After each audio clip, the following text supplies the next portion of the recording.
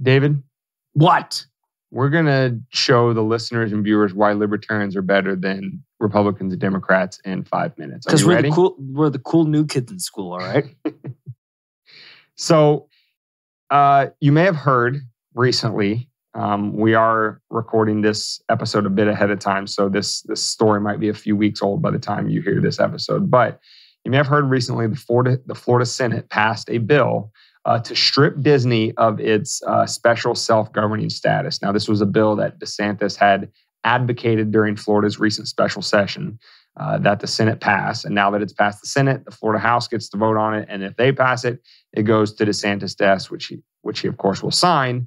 And what prompted this whole bill is because Florida has had this special self-governing status granted by the state of Florida since, I want to say like the mid-60s. Who has? Did I say Florida? I meant Disney. Disney in Florida. Woohoo! Not Disney in California.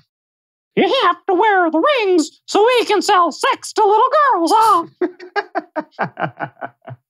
Bad Disney. Yeah, that one. Get out there, Brittany, and sell your coochie. So Disney has enjoyed this self-governing status, which allows them to basically set up their own little country, essentially, within Florida, where they have a special taxing district where they have the power to raise and collect taxes. They didn't even invade our provide for their beaches. own services, et cetera, et cetera. We didn't even have a war. There was no treaty. They just came in and we just gave it to them like a bunch of simps. Now, obviously, you're probably already aware that what prompted this is Disney really going to the barricades against as we've talked about on this podcast many times, the quote, "Don't say gay" bill. You know, they want to make sure that they corporate social justice hard enough to let everybody know that although this happens in that egregious, terrible bill that doesn't allow you to talk about sexuality with kids that are between 5 and 8 years old. Doesn't mention gay people at all. Right. They want to let you know that they don't support that. And they're not going to support politicians who support that. And Disney, are standing on the principle of the fact that Florida is terrible, evil, and just all around it's on brand. Gross for doing that. It's on brand because Disney's been slipping boners and sex into storm dust clouds, and a bunch of little all good girls have sex with young boys. He's talking about the clouds in Lion King. He's talking about there's the dust storm in Lion King. The boner on the priest and the Little Mermaid, and then Aladdin and on the box art of the Little Mermaid in the little gold castle. There's a penis in there. Say what? Yep. I didn't even know about that one. But and then the last one was the when Aladdin when he's going down. There's like a little whisper of all good girls have sex with young men or something like that. I don't know. That was just in our lifetime. There's one where the genie is whispering to him where he's on the balcony, and I think he says something like tell her to take off her clothes or something like that. But yeah, so like there's been these odd things. God only knows what's in Moana. Frozen? Do you want to build a snowman? Oh, what's that a euphemism for? Right. So all 6 inches of the snowman. We're running up against our 5 minutes to prove that libertarians are better. Shit. And what we've learned in this entire situation is all at the same time. Democrat, liberals, whatever, progressives are going to bat for a corporation's right to have a tax exemption and to engage in self-government. Okay, let me repeat that for you. Democrat, liberal, progressive, people on that side of this argument are going to bat saying Disney needs to keep its special tax exempt status and all that kind of stuff and, hooray corporations. At the same time, that Republican conservatives, the opposite end of the spectrum, are saying, well, we need to raise taxes on this company and we need to make, business more difficult for them and they can't engage in self-government, big government, that kind of thing. Meanwhile, libertarians have just been sitting here the whole time going, well, all these other things notwithstanding, taxation is still theft. But if you're going to be an idiot, Disney, and throw your hat in the political ring, Disney, and openly tie the financial status of your business to politics, saying that you're going to throw money at campaigns of people who don't support the current people in power, DeSantis, Republicans, etc., you can expect to be smacked across your stupid little face. That's not saying we have to agree with the government doing it, because again, the principle that taxation is theft is still the case. So we don't have to agree with Florida doing this. We just have to say, not that surprising. All we're going to say, you're being kind of dumb. So if you're going to stick your cartoon penis into a wasp nest, expect it to get stung. That's exactly all right. we're saying. And, we could say that, still remain consistent with our principles and all that kind of stuff. But it's just hilarious to watch the two sides that are primarily engaging in this whole thing completely abandon their principles, allegedly. Because one person agrees with another person. Yeah, because, Disney's either doing things that they do or don't agree with, depending on which side you're looking at it from. So that's why we're better. We stick to our principles. And yeah. Definitely not trying to persuade you one way or the other, but just, if you don't ever want to be wrong. Be like us. So with that being said, David, are you ready to get into some more Florida kerfuffles in the rest of this episode? Well, seeing as I am a Floridian, of course I am. So with that being said, let's jump in.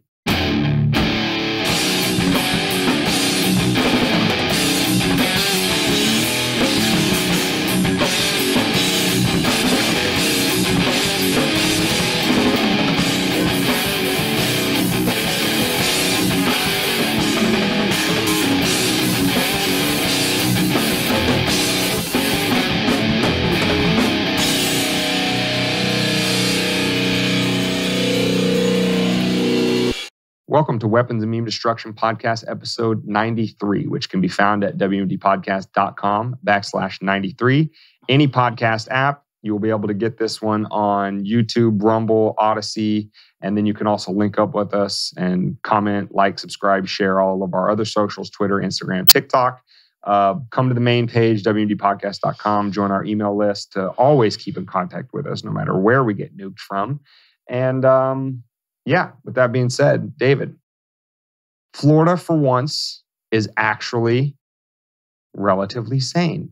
Or at least if you are a hysteric and think that Florida is acting in an insane way in the context we're getting ready to talk about, you can't say that they didn't give you the rope to hang them with if you want. Well, I think life is a yin-yang. You get some white with a black dot, you get some black with a white dot. You get some having sex with alligators. You get some, legislation that clearly says don't talk about sex with 6-year-olds. You shit on oncoming traffic. You get some legislation that says, hey, if you're going to be a corporation, you're going to break our rules. We're going to start taxing you. You don't get to be treated like a sovereign state. So it's weird. It's a weird juxtaposition, but when has Florida not ever been weird? Yeah. Well, for once, I think, we have talked about this before the camera started rolling, and I think we're in full agreement.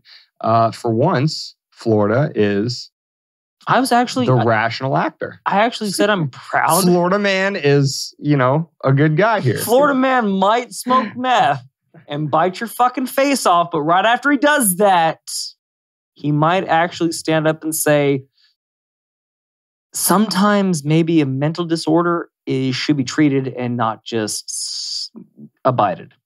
So, with that being said. So, what we're referring to is we have a family member who works in the healthcare field in Florida. And as a result, she received an email from the Florida Department of Health. And that email was titled, The Treatment of Gender Dysphoria for Children and Adolescents.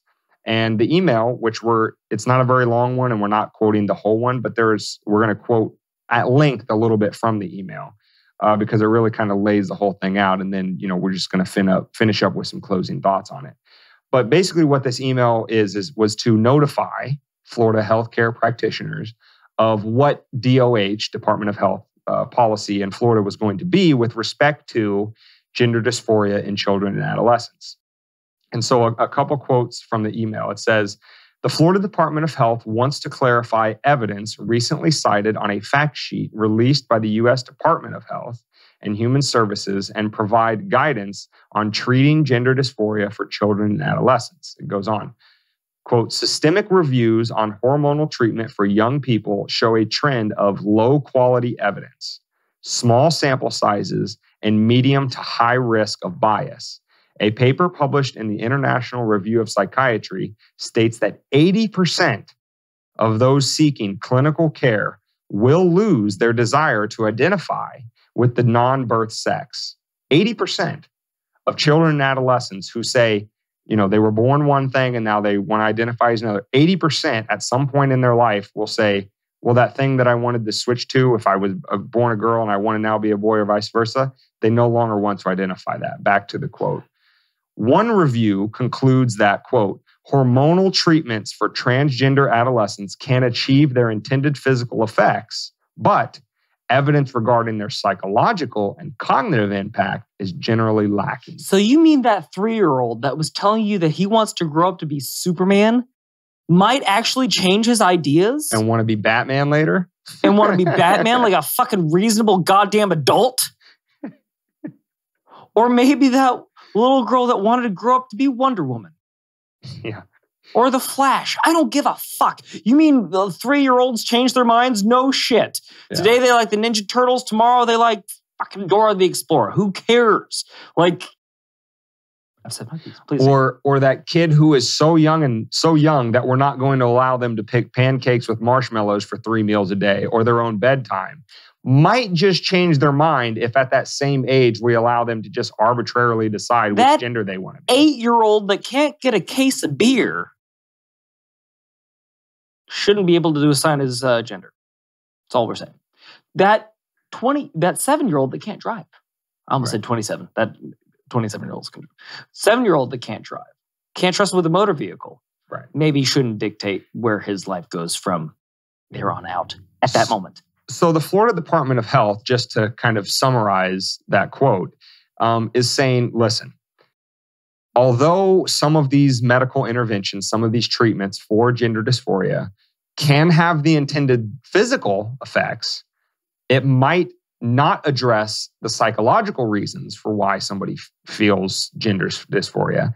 And that if you then engage in some of these medical interventions, which are irreversible, that might lead to problems down the road if, as that paper showed, 80% of people who have these gender dysphoric feelings change their mind later. Well, you can't exactly go back and reverse 10 years of taking the opposite hormone. You can't go back and reverse a body-altering surgery that, take something off or remove something from something else. Exactly. And so basically what the Florida Department of Health is saying here, we're going to urge a little bit more caution in terms of engaging in these types of interventions for, again, children and adolescents, so very young people, not consenting adults over the age of 18 who say, absolutely not. I feel like I'm the opposite gender. I want to go have surgery. I want to do this, whatever. You're an adult, live your life. But for children, we need to be a little bit more careful because things change with children. Shocker, we know. Reasonable.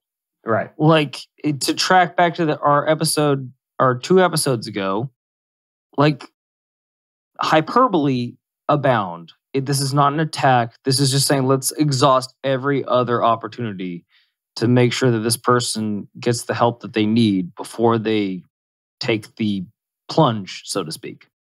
So after those 2 statements, the email goes on and it has 5 bullet points. And I'm just going to go through those 5 and then that's it for the email. And David and I have our closing thoughts on this subject. But the email goes on to say, due to the lack of conclusive evidence and the potential for long-term, irreversible effects, the department's guidelines, again, with respect to children and adolescents, are as follows. 1, social gender transition should not be a treatment option for children or adolescents. 2, anyone under 18 should not be prescribed puberty blockers or hormone therapy. 3, gender reassignment surgery should not be a treatment option for children or adolescents.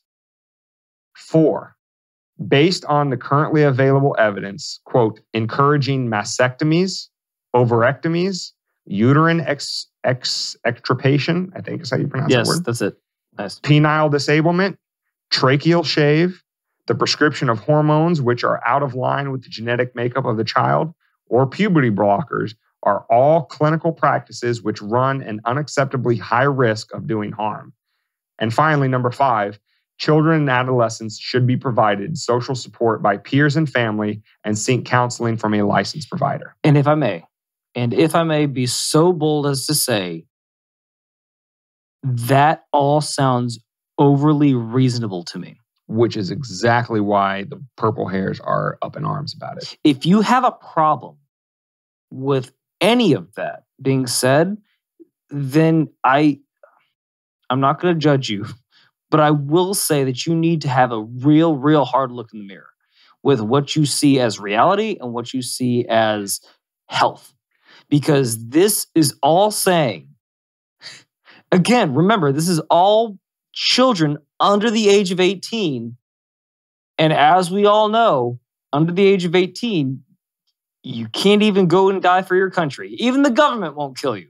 So until then, you are not equipped with enough information to make life-altering decisions, especially if you have the dysphoria that you have. We need to exhaust every other opportunity, take two, opportunity to make sure that we can make you healthy before you take this irreversible cure, as you would say it.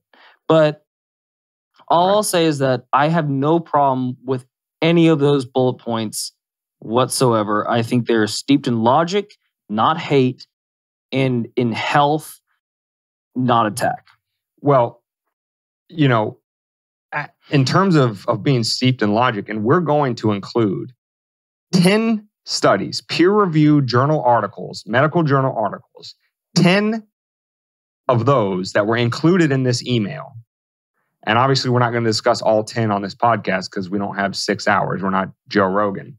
But we're going to include all 10 of those studies on the show notes page at wdpodcast.com/93. Because, and here's the thing, I know, again, anticipating objections, I know that the Taylor Lorenz's, referring back to Libs of TikTok episode 91 a couple episodes ago, is going to come along and say that, just like she said that the Don't Say Gay bill is as anti-LGBT targeting legislation, they would say that these Florida Department of Health is targeting the LGBT community in an anti-way.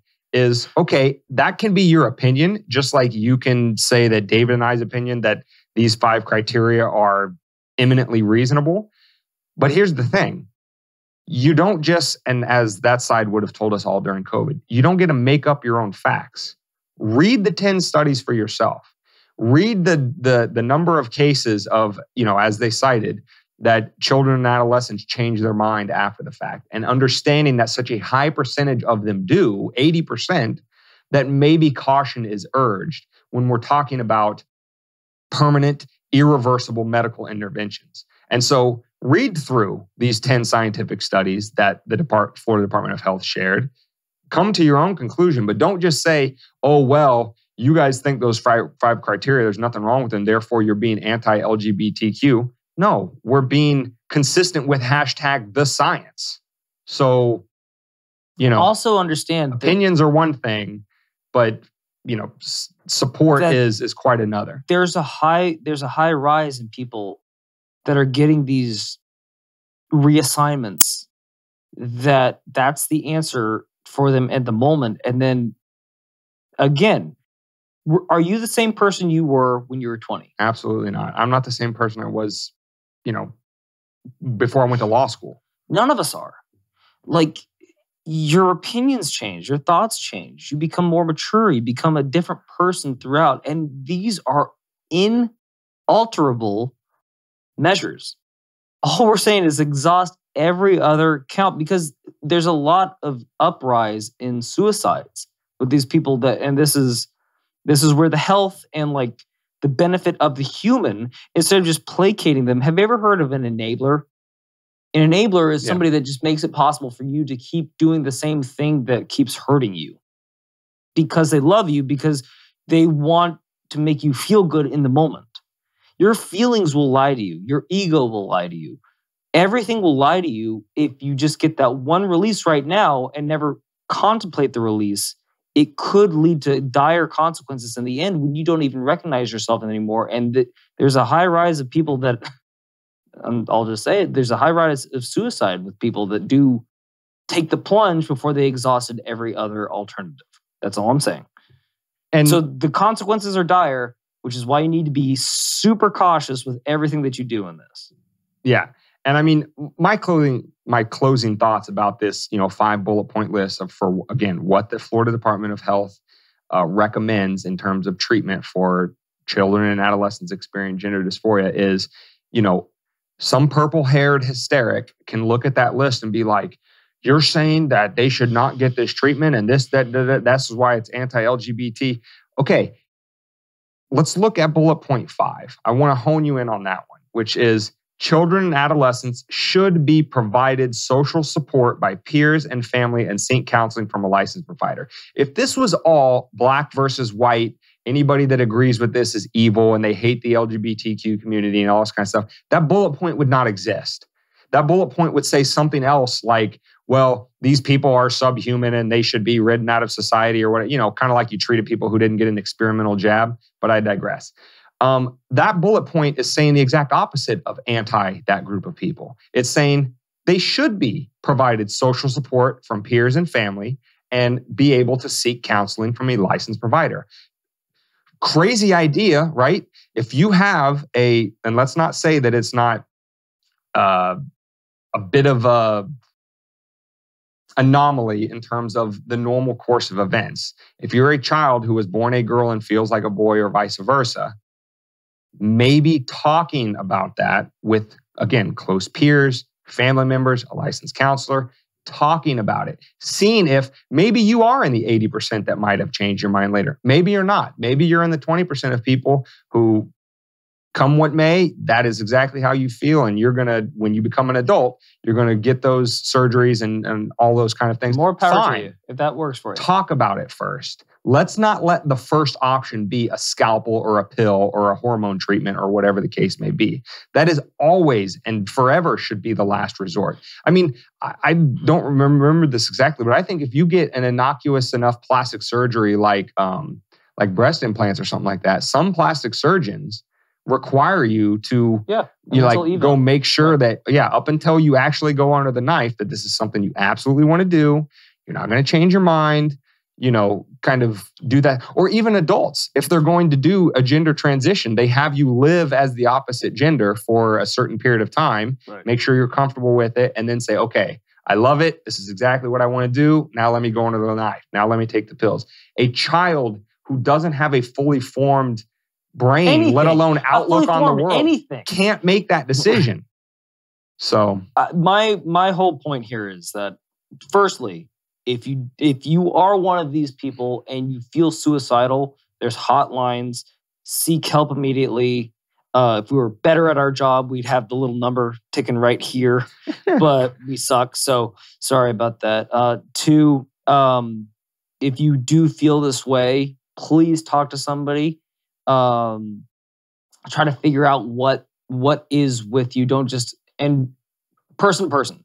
Don't go to a consortium on the internet. Don't go to a group on Facebook. Talk to a licensed therapist. Talk to people who love you, people who know you. If you don't have those, again, there's hotlines you can call. Just don't seek the approval.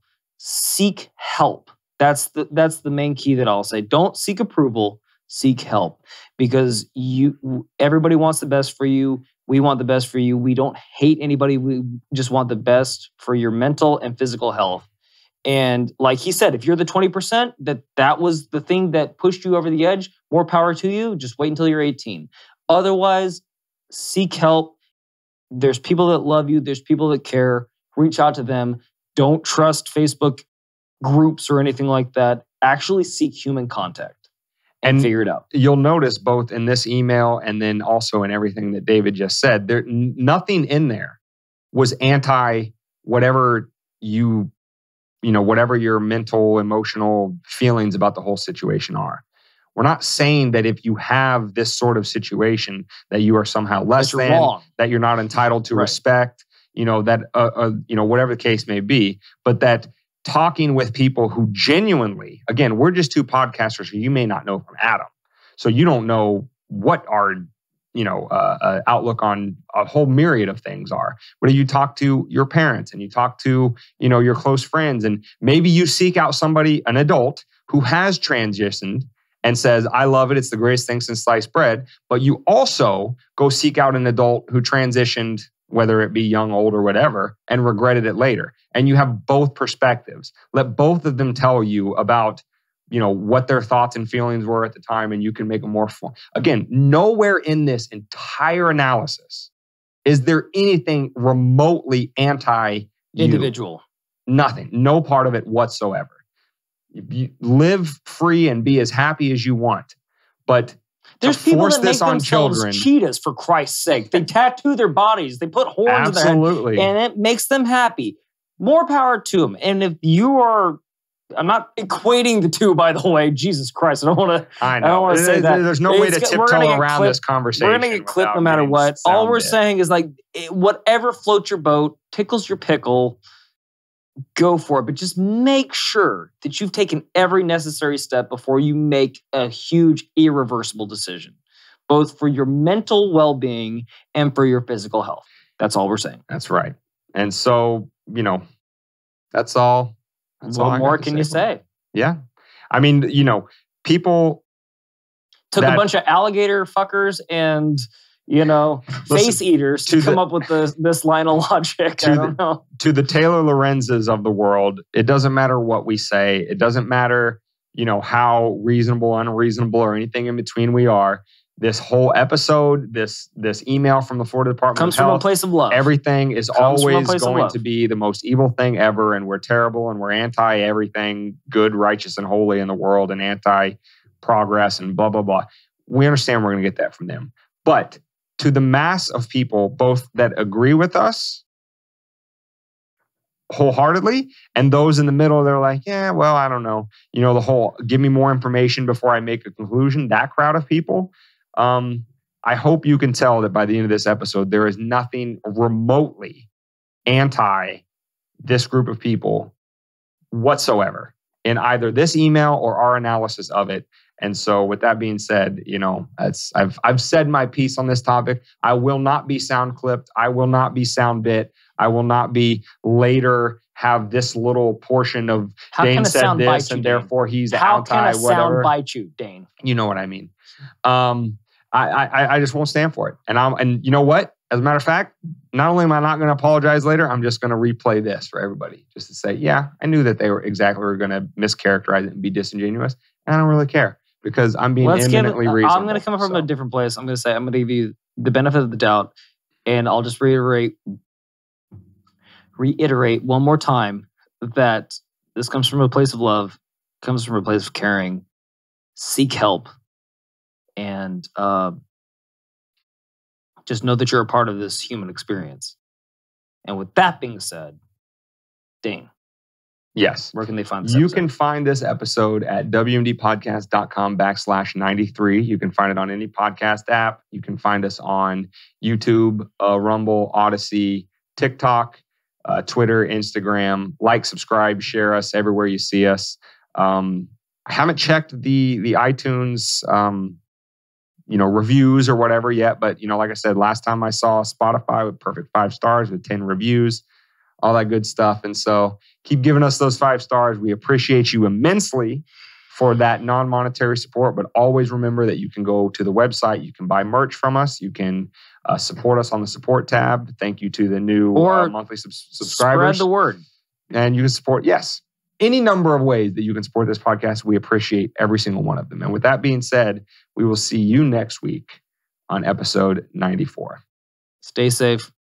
Stay free.